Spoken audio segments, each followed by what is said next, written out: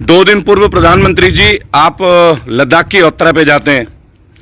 वहां जाके आप लोगों से मिलते हैं, हमारे वीर सैनिकों से मिलते हैं, हमारे घायल सैनिकों से मिलते हैं और उनके हाल पता करते हैं। अच्छा लगा, उनका हाल पता करना एक बहुत अच्छी बात है। एक जिम्मेदारी भी है जो पहले कर देनी चाहिए थी, आपको पहले ही जाना चाहिए था। खैर कोई बात नहीं, लेकिन वहां जाके आप स्टेटमेंट देते हैं कि साम्राज्यवाद की नीति बहुत हुई।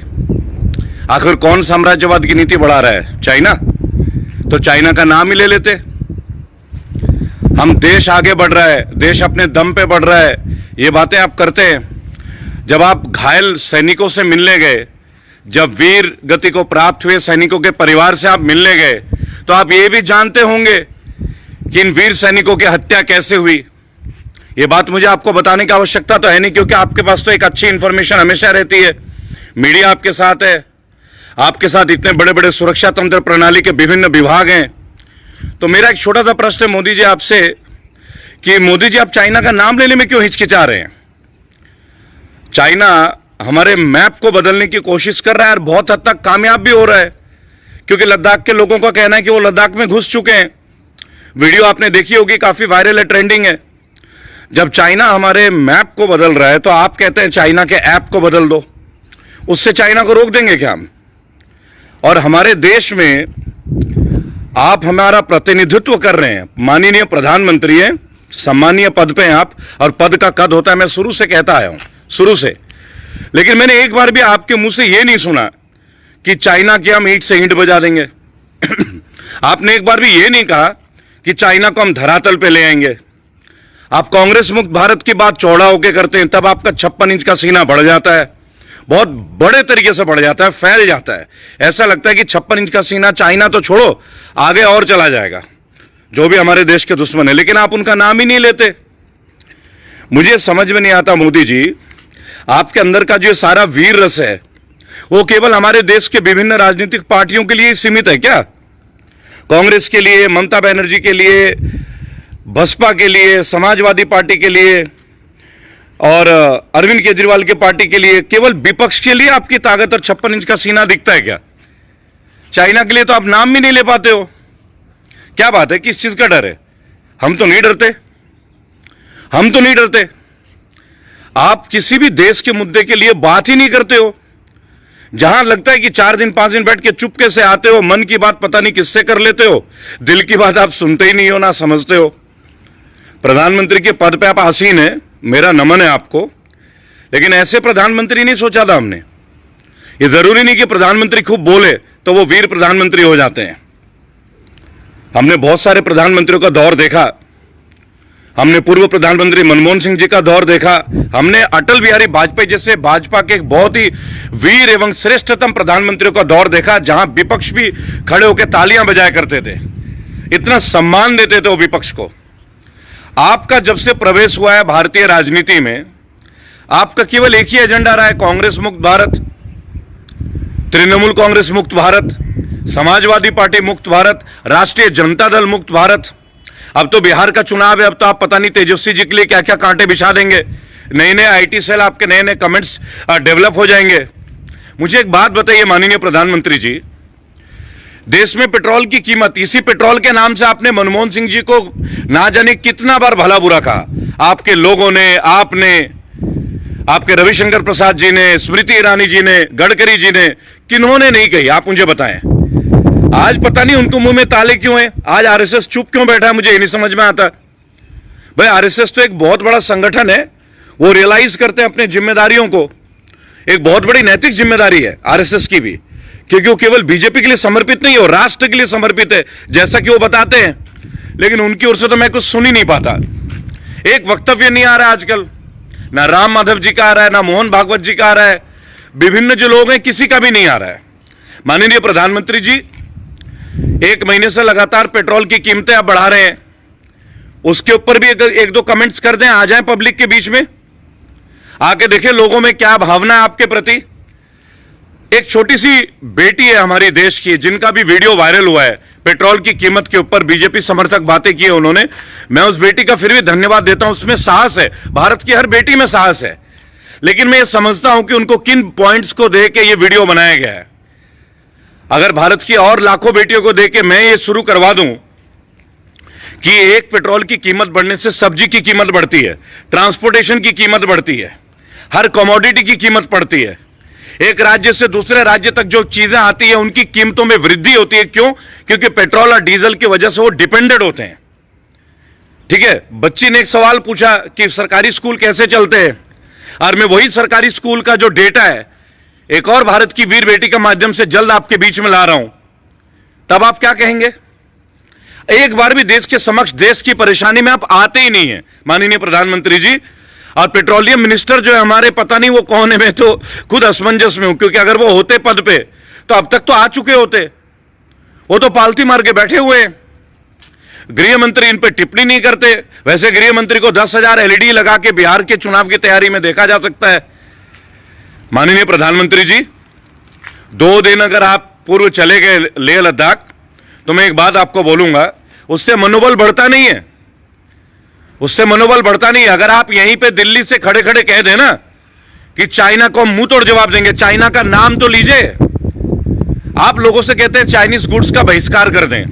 माननीय प्रधानमंत्री जी, मुझे एक बात बताएं, जिन लोगों ने लाखों रुपए खर्च करके चीजें खरीदी हैं, उनकी सामान आप खरीदने के लिए मना कर दोगे। छोटे मोटे व्यापारी भी डिपेंडेंट करते हैं उनके लिए। आप मुझे यह बताओ वो कहां जाएंगे? आप ही ने मौका दिया था ना जी, आपने इंपोर्ट बंद करा देना था, ना माल आता ना लोग फंसते। अपनी भावना के लिए आप लाखों करोड़ों छोटे छोटे जो व्यापारी हैं, जो चाइना के गुड़ का भी काम करते हैं, आज उनके आपने लगा दिए फिर से, जिसे लंका लगाना बोलते हैं, लग गई उनकी।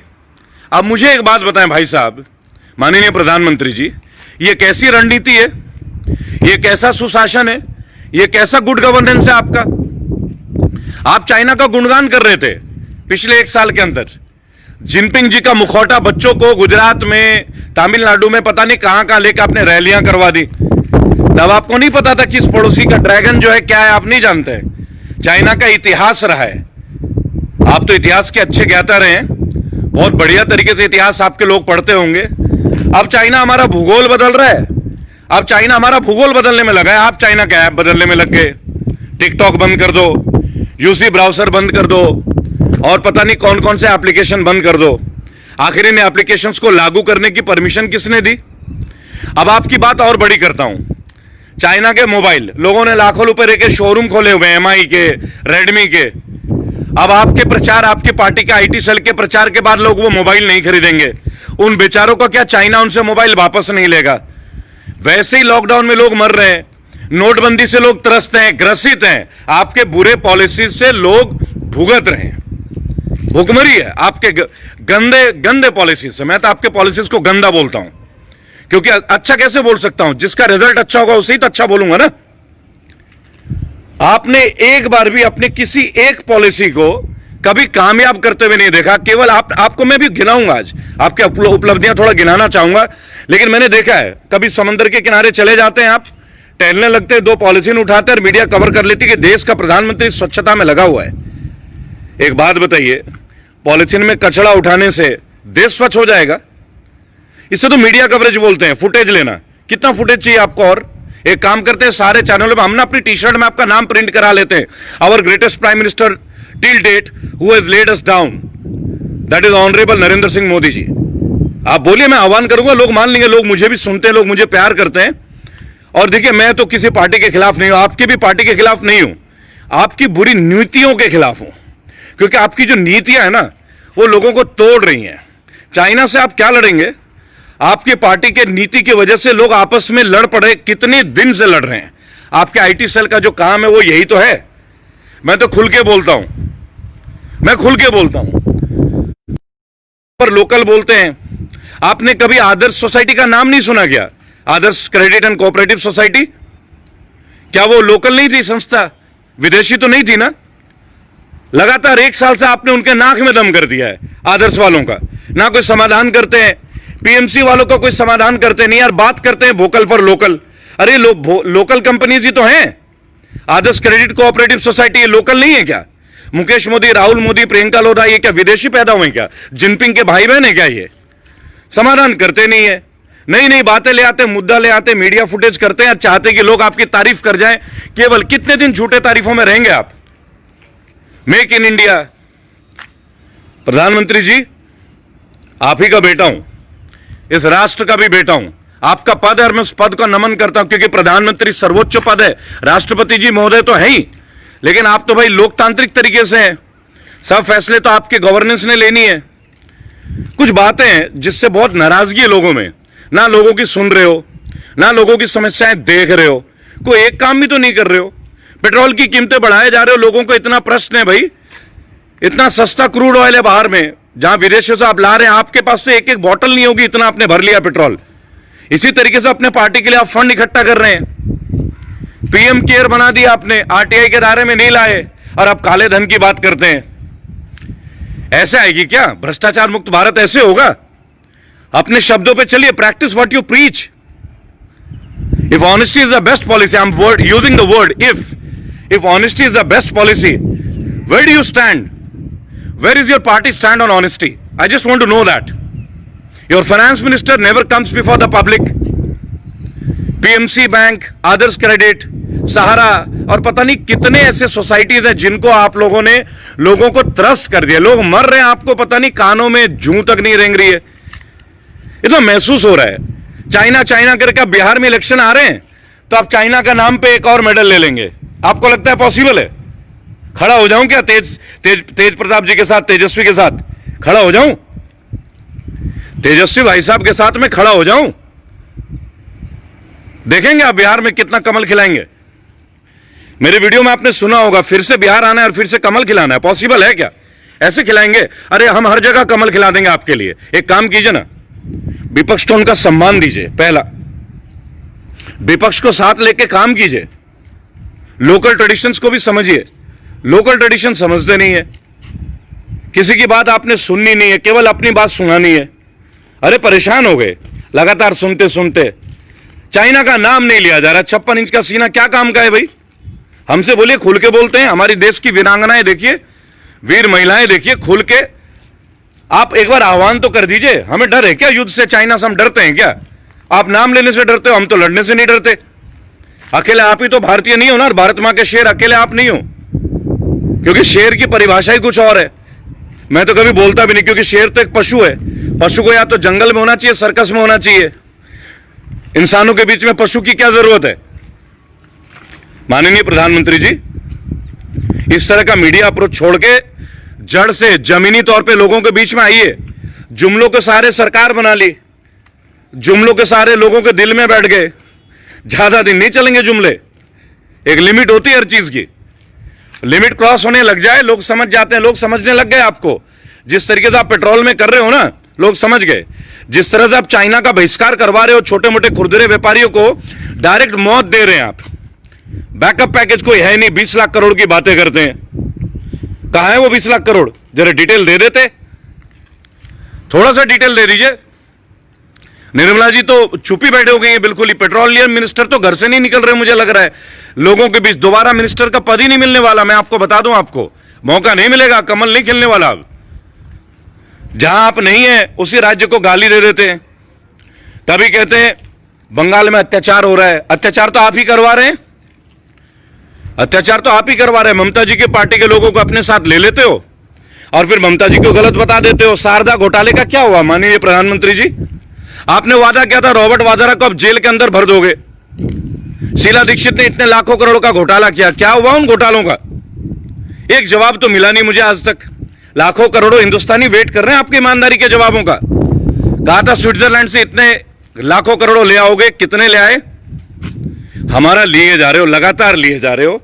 चाइना नहीं संभाल पा रहे हो, अपने पड़ोसी नहीं संभाल पा रहे हो, नेपाल नहीं संभाल पा रहे हो, खाली पाकिस्तान के ऊपर बातें डाल देते हो। और कई बार तो मुझे यह लगता है माननीय प्रधानमंत्री जी, आपके पार्टी के लोगों का जिस तरीके से व्यवहार है ना, कि वो मुसलमानों को पाकिस्तानी समझते हैं क्या? भारतीय मुसलमानों को।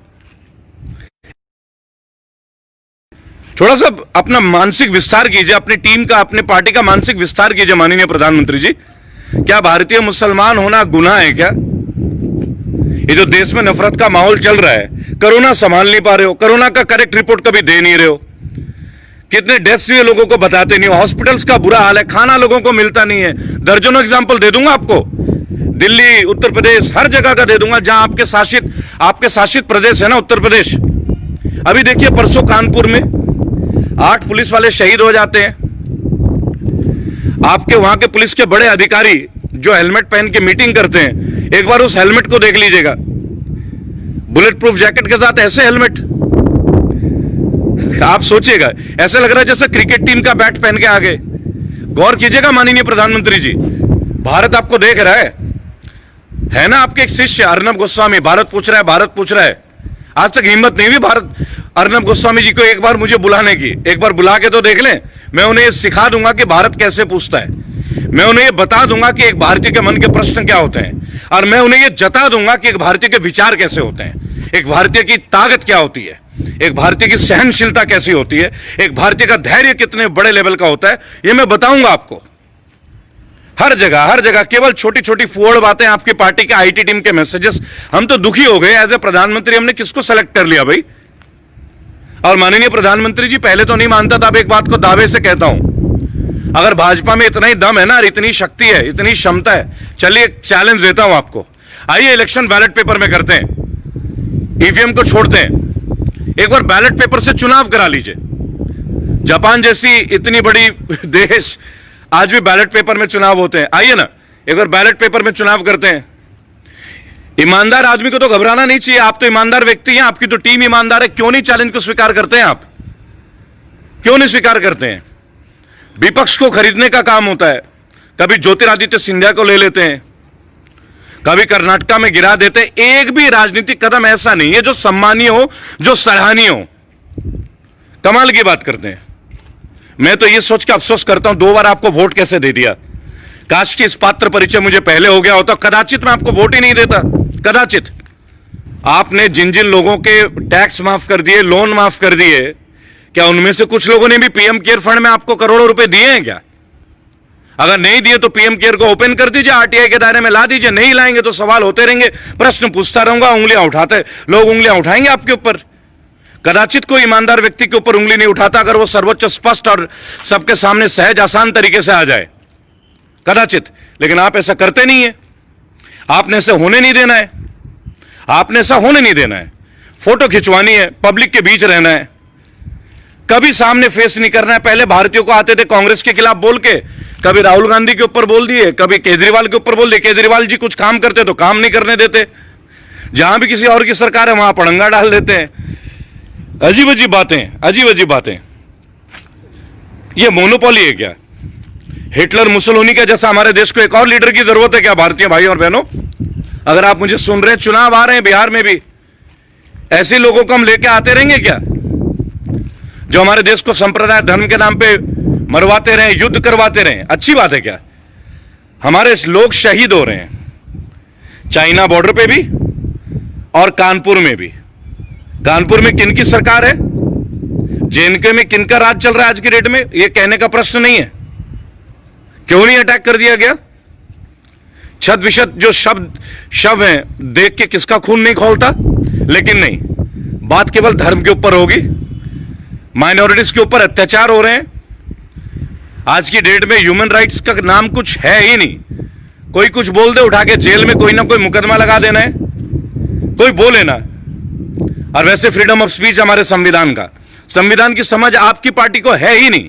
कोई भी कुछ भी बोल देता है, कोई भी कुछ भी बोल देता है। कुलदीप सेंगर जैसे लोग, कितने प्रमाण दूं आपको? अब तो स्मृति ईरानी जी चूड़ी पहनना भी बंद कर दिए।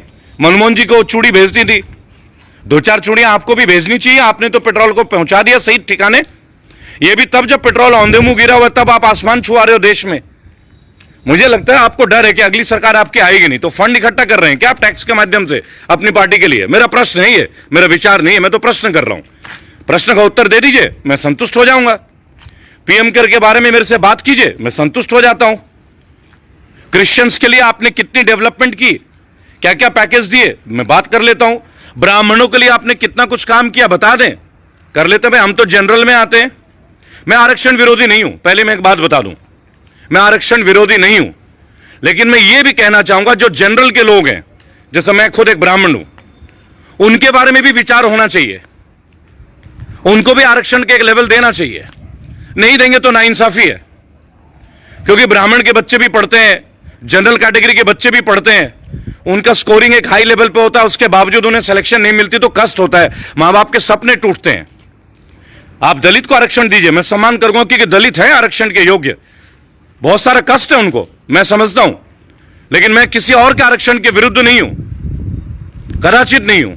मैं किसी धर्म के विरुद्ध नहीं हूं, मेरा हिंदुत्व मेरे अपनी जगह है और मैं उसके ऊपर गर्वित महसूस करता हूं, लेकिन मुझे किसी मुसलमान भाई, किसी क्रिश्चियन भाई, किसी सिख भाई से समस्या नहीं है। यह मेरे विचारधारा नहीं है, पहली बात। और देखिए, मैंने पहले भी आप लोगों से एक बात बोला है, माननीय प्रधानमंत्री जी, चाइना तरक्की इसलिए करता है कि चाइना डेवलपमेंट को स्वीकारती है। चाइना के नेता अगर भ्रष्टाचार करते हैं ना, चाइना के नेताओं को जाके देखो किस पे कितने करोड़ रुपए हैं। आपके तो जितने पार्टी, आपने कहा था परिवारवाद नहीं चलना चाहिए, माननीय प्रधानमंत्री जी, चाइना के लिए हमें जवाब चाहिए। और एक बात माननीय प्रधानमंत्री जी, सुशांत सिंह राजपूत मेरे राज्य से, यह मौत नहीं थी, हत्या थी, क्योंकि दबाव में किया गया मौत भी हत्या होता है। एक टिप्पणी नहीं है आपका, सीबीआई इंक्वायरी करा दीजिए। करण जौहर जैसे लोगों को हम झेल रहे हैं, कहां है आपका सूचना मंत्रालय? कुछ गौर ही नहीं कर रहे। एक युवा अपने दम पे जो आया, बगैर कोई फिल्मी मां बाप के, आज वो मरने पे विवश हो जा रहा है। आप ये उसकी हत्या है, ये सुशांत सिंह राजपूत की हत्या है, अकाल मृत्यु है, ये अकाल मृत्यु। आप चुप बैठे। कहां है आपके सेलिब्रिटी टीम? सनी देओल जी, जिनका 2.5 किलो का हाथ है।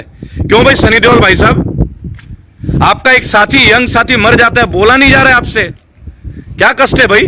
फिल्मी जगत से आके सीधे एमपी बन जाते हैं आप। इसलिए आए थे क्या भाजपा में? इसलिए चुन के आए थे? भाइयों और बहनों, थोड़ा पहचानिए इन लोगों को। आगे के जो चुनाव है, तेजस्वी जी, इस वीडियो के माध्यम से अब फिर से मैं आग्रह करूंगा, बिहार एक बदलते हुई तस्वीर का परिचायक होगा। मैं तैयार हूं बिहार के लिए। मेरे भाई, आप अकेले युद्ध कर रहे हैं, तेजस्वी जी युद्ध कर रहे हैं। मैं ऑफिशियली इस बात को डिक्लेयर कर रहा हूं, आप युद्ध कर रहे हैं। इस युद्ध में मैं आपके साथ हूं, आऊंगा मैं आपके लिए, और अकेला नहीं आऊंगा। आपके आशीर्वाद से, आप लोगों की दुआओं से बहुत सारे मेरे फॉलोअर्स हैं, मेरे भाई हैं, बंधु हैं, मेरे चाहने वाले जो वक्त देने के लिए तैयार हैं मेरे साथ। डॉक्टर कफील जो आज जेल में, इनके लिए भी लड़ूंगा। जल्द इनके परिवार से संपर्क साध रहा हूं, लड़ूंगा। जितना मेरा सामर्थ्य मैं कर रहा हूं, जहां जहां जाना है जा रहा हूं, कोर्ट भी जा रहा हूं लोगों के लिए, कोर्ट भी जा रहा हूं। ऐसा नहीं है कि केवल सीमित इस वीडियो तक। फिजिकली पिछले 2 महीना आराम से नहीं बैठा हूं। उन लोगों से पूछिए जिन लोगों से लगातार मिल रहा हूं, जहां जहां सफर कर रहा हूं, ना कोरोना का फिक्र करता हूं, बस ईश्वर में यकीन करता हूं। आप लोगों की दुआएं हैं मेरे साथ। जब मेरे को लोग कॉल करते हैं, चर्च के पादरी कॉल करते हैं और बोलते हैं, my son we are with you, we are praying for you, यहां से, यूएसए से, कनाडा से, भारत के विभिन्न प्रांतों से, तो लगता है कि हां भाई लोगों का आशीर्वाद प्राप्त है। इस तरह लोगों की आवाज को दबने नहीं दूंगा। भाई तेजस्वी यादव जी, आप युवा हैं, देश आपके ऊपर बहुत उम्मीद रखता है। जो विपक्ष को खत्म कर रहा है ना, विपक्ष को मजबूत होने की जरूरत है। मेरे भाई, मैं अपना सहयोग आपको देने के लिए तैयार हूं, मैं अपना वक्त आपको देने के लिए तैयार हूं। 3 महीने बिहार को दूंगा, एक एक गली जाऊंगा, पूरी चीज तैयार कर रखी है, पूरी चीजें तैयार की हैं। जहां भी इलेक्शन होंगे ना, इनकी काया पलट कर दूंगा। इंतजार कर रहा हूं। कुछ लोगों से बात हुई आपके माध्यम से, जो लोग हैं, आपका इंतजार कर रहा हूं अभी। कृपया इस बात को गौर कीजिएगा। वॉलंटियर्स तैयार हैं, and we are educated people. Tejashwi ji, we are educated people, we know how to fight against the BJP IT team. इनके आईटी टीम से कैसे फाइट करना है, नहीं हमें आता है। मैं तमाम लीडरों से एक बात बोलूंगा, ममता जी आपसे भी हाथ जोड़ के विनती करूंगा, ये जो राज्यों के खिलाफ षड्यंत्र हो रहा है ना, आप बुलाएं। इन षड्यंत्रों को हम लोग विफल कर देंगे। Together we can and together we will. हम 12वीं पास नहीं है।